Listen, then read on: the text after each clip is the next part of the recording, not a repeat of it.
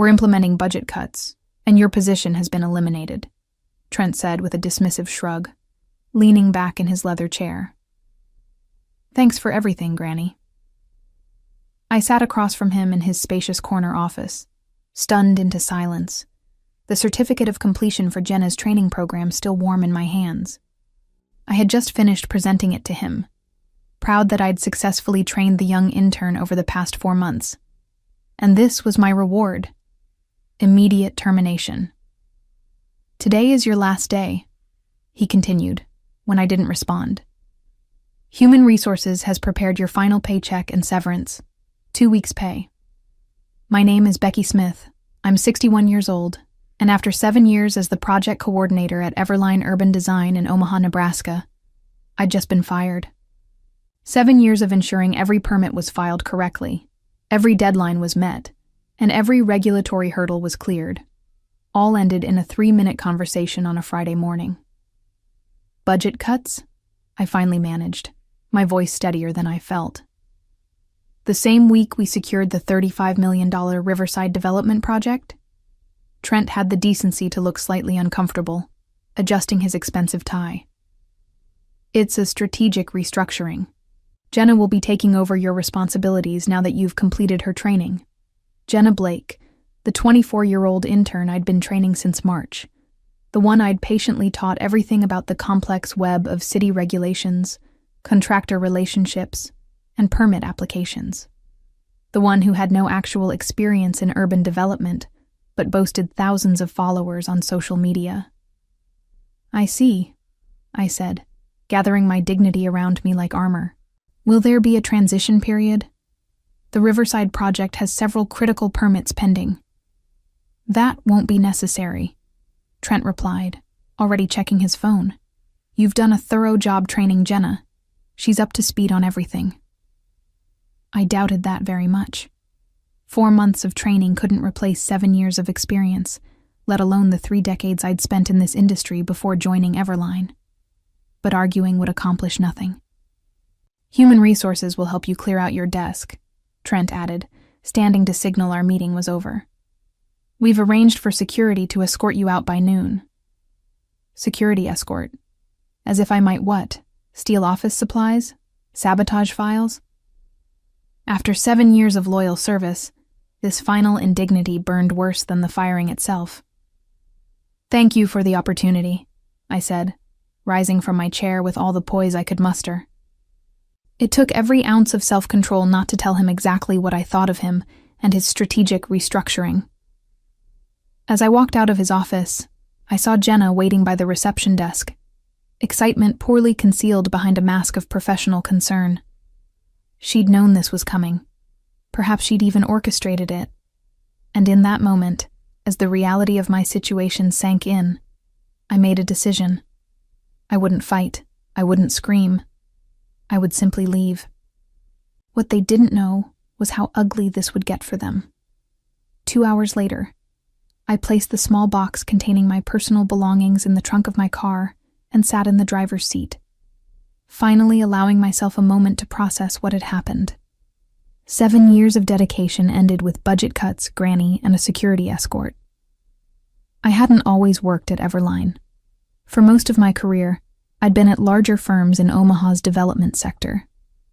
But 7 years ago, when the housing market crashed and layoffs swept through the industry, Trent had recruited me specifically for my regulatory expertise. We need someone who knows how to navigate the system, he'd said then. Someone with established relationships at the city planning office. Those relationships had been crucial to Yvaleen's growth from a struggling 5-person studio to one of Omaha's most promising architecture firms. The Riverside development was their biggest project yet, a $35 million mixed-use complex that would transform the downtown riverfront.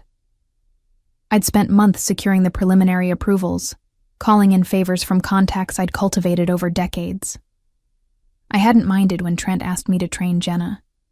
New blood was important in any company, and I enjoyed mentoring younger staff. For 4 months, I'd patiently explained every form, every deadline, every unwritten rule that made the difference between a stalled project and a successful one. The trick with the zoning office is to submit on Tuesdays, I told her. Harold reviews applications on Wednesdays, and he's much more lenient than the Thursday staff. Jenna had nodded, taking careful notes, asking thoughtful questions. I'd been impressed by her attention to detail, her apparent eagerness to learn. I'd even defended her when other staff complained about her constant social media posting. She's young, I'd said, but she's working hard and learning fast. What I hadn't seen were the private meetings with Trent, the lunches they shared, the way she positioned herself as the innovative future while subtly painting me as the outdated past. I started my car but didn't immediately drive away. Instead, I pulled out my phone and called my daughter, Catherine. "Mom, aren't you at work?" she answered, surprised to hear from me mid-morning. "Not anymore," I replied, my voice finally cracking. "I was fired today." "What? Why?" Catherine's shock and indignation were immediate. I explained what had happened, the sudden termination, the insulting severance, being replaced by the very intern I'd trained.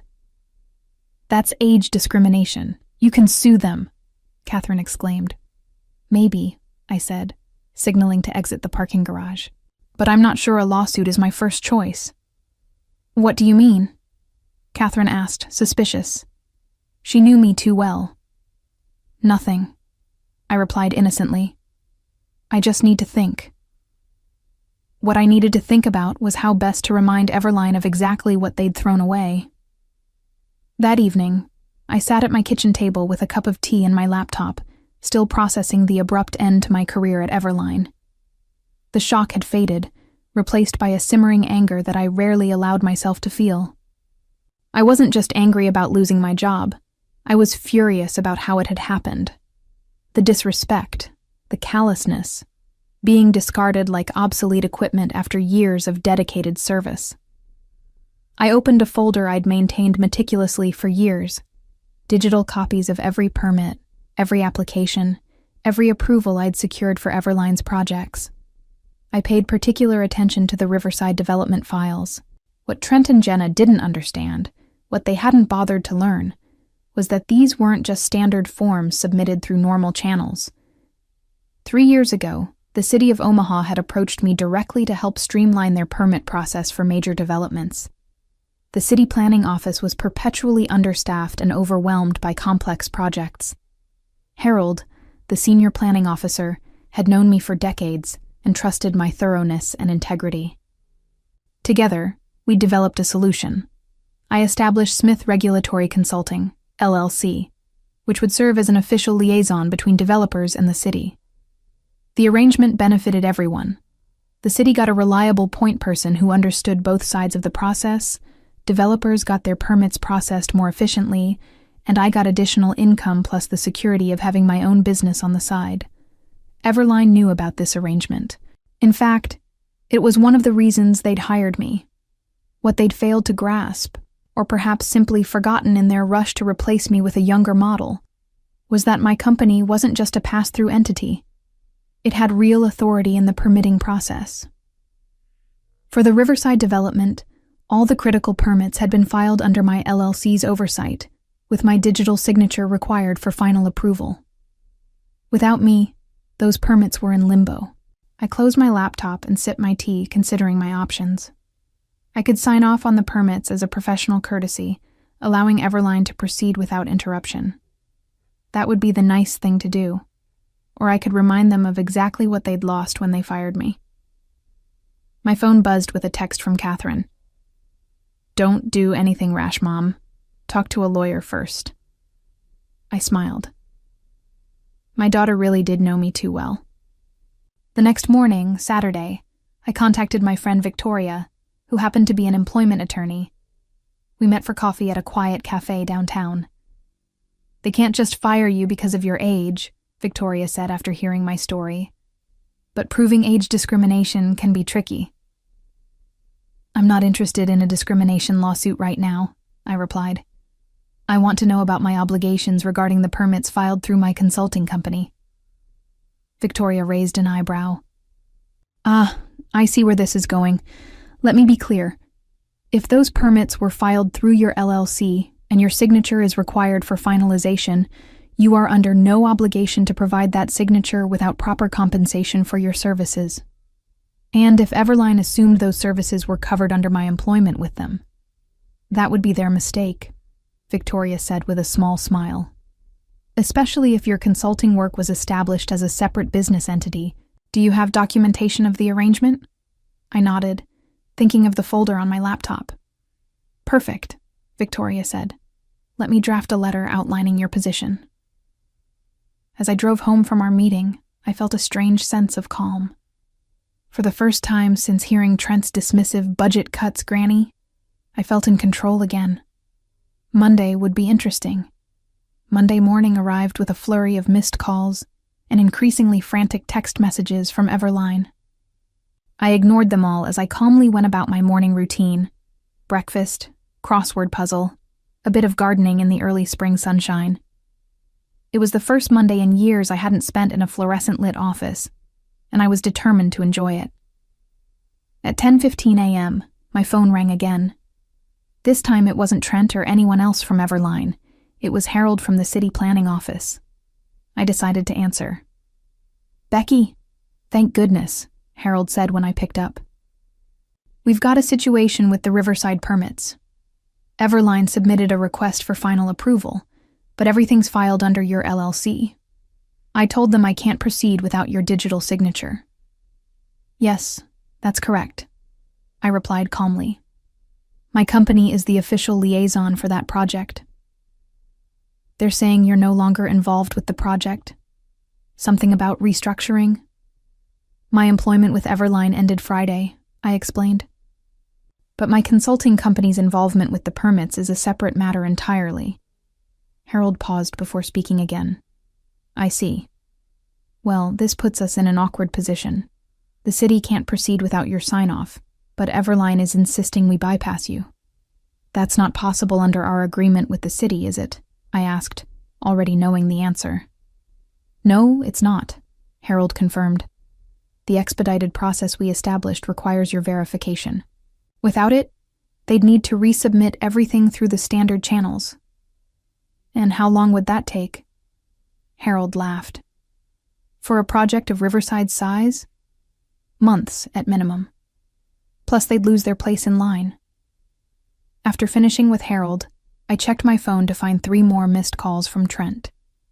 The latest voicemail was notably different from his earlier messages. "Becky, look, I think there's been a misunderstanding. Can we please discuss the Riverside permits? Call me back as soon as possible." I smiled. The panic in his voice was unmistakable. He'd finally realized what my firing actually meant for his precious project. At noon, I received an email from Victoria with the draft letter she'd prepared for Yvaleen. It was perfect. Professional, firm, and crystal clear about my position. Smith Regulatory Consulting would be happy to complete the permit process for the Riverside development for a consulting fee of $75,000, approximately what I would have earned in salary over the next 9 months, plus formal credit as the regulatory compliance specialist on all project documentation. I approved the letter, and Victoria sent it immediately. Trent's response came within minutes, a hastily written email demanding that I call him for an urgent discussion. I ignored it. Instead, I drove to my favorite nursery and spent the afternoon selecting plants for my garden. I was examining tomato seedlings when my phone rang again. This time, it was a number I didn't recognize. "Hello? Mrs. Smith, this is Jackson Warren." I nearly dropped my phone. Jackson Warren was the principal investor in the Riverside development, a prominent businessman with deep pockets and a reputation for not tolerating delays. "Yes, Mr. Warren. What can I do for you?" "I understand there's an issue with the permits for Riverside," he said, his tone direct but not unfriendly. "Trent Callahan seems to be having trouble explaining the situation clearly. I'd like to meet with you directly to understand what's happening." I agreed to meet him the following morning at his downtown office. When I returned home, I found an email from Jenna Blake in my inbox. The subject line read, "Please help." The message itself was both pleading and condescending. Becky, I know you must be upset about the restructuring, but holding up the Riverside project is only hurting your professional reputation. Please be reasonable and sign off on the permits. I'd be happy to include your name in the acknowledgements. Acknowledgements. After being fired and replaced, she thought I'd settle for a mention in the acknowledgements. I deleted the email without responding and went back to planning my garden. Tomorrow's meeting with Jackson Warren would be interesting indeed. Tuesday morning, I dressed carefully for my meeting with Jackson Warren, choosing an elegant navy suit I'd rarely worn to the casual Yvaleen office.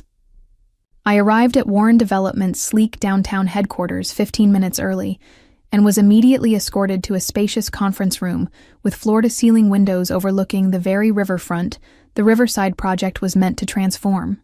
Jackson Warren entered precisely on time, a tall man in his late 50s with silver hair and a reputation for blunt speaking.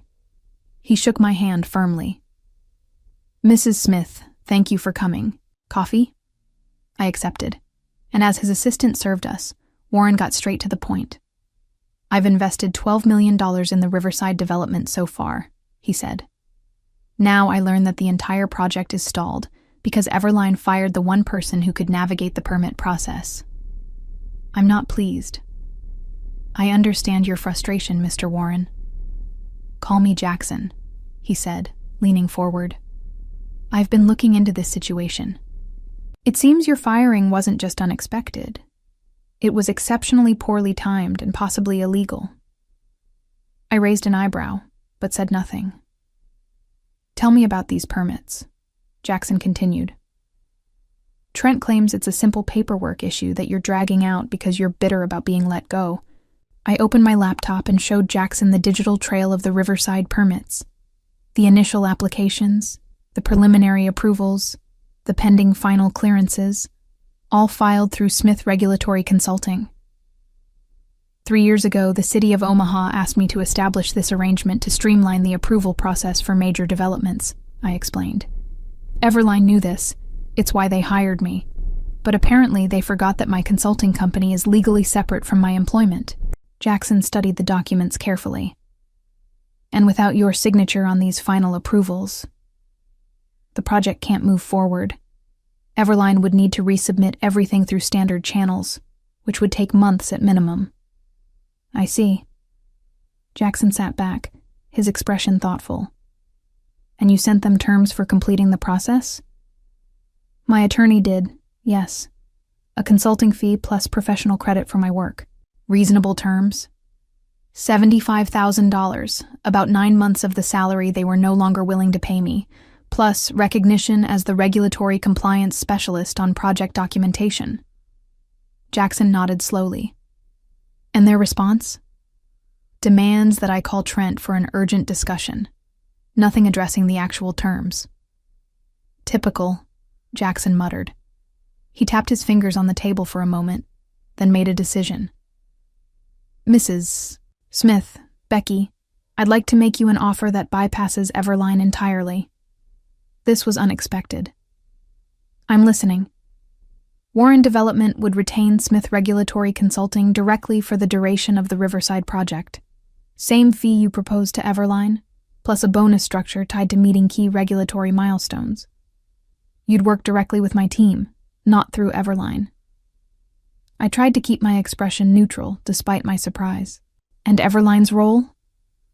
"That's between me and them," Jackson said with a cold smile. "But I'm reconsidering our entire relationship given how they've mismanaged this situation." I left the meeting with a handshake agreement and instructions to have Victoria review the formal contract that would arrive that afternoon. As I walked to my car, my phone buzzed with a text from Trent. "Emergency meeting about Riverside today at 3 p.m. Your presence requested. Will pay consultation fee." Too late, I thought. Much too late. When I arrived home, I found an elaborate flower arrangement on my porch with a card from Jenna. "So sorry about the misunderstanding. Please call Trent ASAP. We need you." I placed the flowers on my elderly neighbor's porch instead, knowing she would enjoy them more than I would. Then I called Victoria to brief her on the Warren Development offer. They're offering to match the fee we proposed to Yvaleen, plus performance bonuses, I explained. And I'd be working directly with Warren's team, not through Yvaleen. Cutting Yvaleen out entirely, Victoria said with an appreciative whistle. That's quite a development. Did Warren indicate what this means for his relationship with Yvaleen? He said he's reconsidering it. I got the impression that Trent has some explaining to do. I imagine he does, Victoria replied. Send me the contract when it arrives. In the meantime, I suggest you continue ignoring Yvaleen's increasingly desperate attempts to contact you. I spent the afternoon in my garden, planting the seedlings I'd purchased the day before. It was therapeutic, digging in the soil, setting young plants into place, imagining the harvest to come. A perfect metaphor for this unexpected new chapter in my professional life, planting seeds for future growth after being uprooted. By Wednesday morning, news of my arrangement with Warren Development had spread through Omaha's tight-knit development community.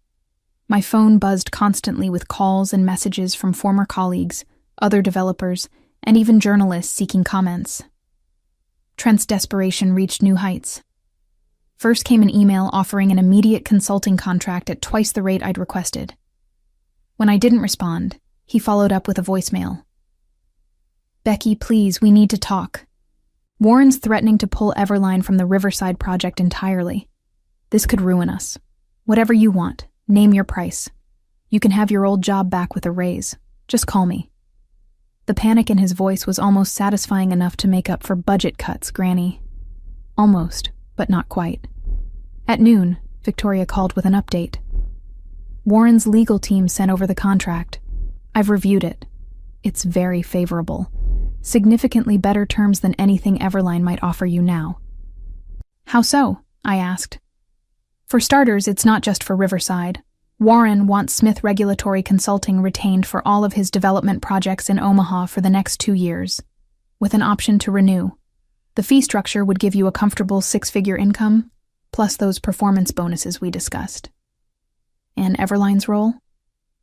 That's the interesting part, Victoria said, and I could hear the smile in her voice. The contract includes a clause stating that Warren Development reserves the right to select or reject any architectural partners for their projects. There's no guarantee that Yvaleen will remain involved with Riverside, let alone future developments. I signed the contract that afternoon, feeling a strange mix of vindication and melancholy. I hadn't set out to destroy Yvaleen. I'd given 7 good years to that firm. But they had made their choice when they decided I was disposable. By Thursday, the situation had evolved dramatically. I received a call from Harold at the city planning office. Becky, you won't believe what's happening. Trent Callahan has been calling every hour, trying to find a way around the permit requirements.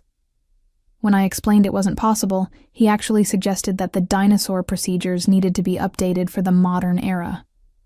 I laughed. I assume that went over well? About as well as you'd expect, Harold chuckled. The planning director reminded him that those dinosaur procedures ensure public safety and regulatory compliance. Then he asked if Yvaleen was officially rejecting the expedited process we established with your consultancy. Trent backpedaled pretty quickly after that. Later that day, I met with Jackson Warren and his project team to begin the transition. As we sat in Warren Development's sleek conference room, Jackson made a surprising announcement.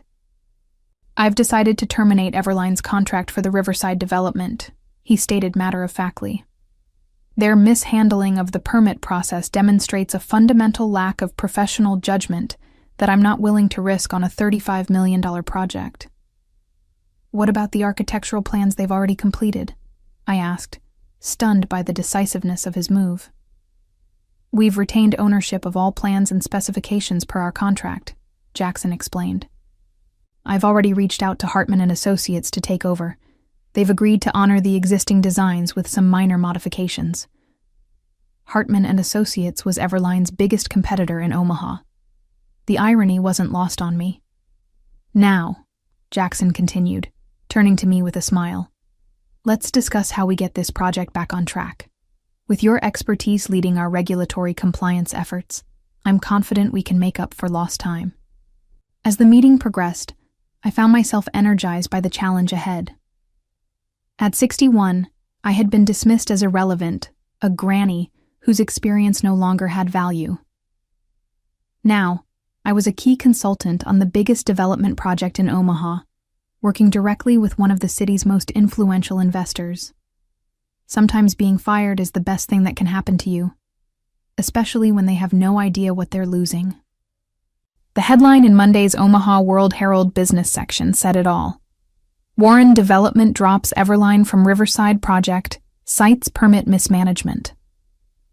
The article detailed how the $35 million project would now proceed under new architectural leadership, with Smith Regulatory Consulting handling all regulatory compliance. There was even a quote from Jackson Warren. "In development, experience and relationships matter. We've brought in the best regulatory compliance specialist in Omaha to ensure this project proceeds smoothly for the benefit of the community." The best part? A small photo of me standing with the Warren development team at the permit office, my digital signature finalizing the very approvals that had been in limbo the week before. I saved a copy of the newspaper alongside the termination notice Trent had handed me just 10 days earlier.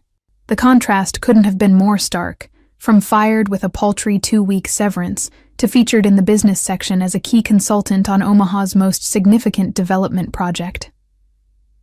Catherine called shortly after the article was published. "Mom, you're famous," she exclaimed, "and I just heard through the grapevine that Yvaleen is in complete disarray." "Oh?" I tried to sound merely curious rather than satisfied. "Apparently, they've lost 2 other clients who are concerned about their ability to navigate the permit process without you. And Jenna? She's been reassigned to social media strategy after she couldn't figure out how to submit a basic variance application."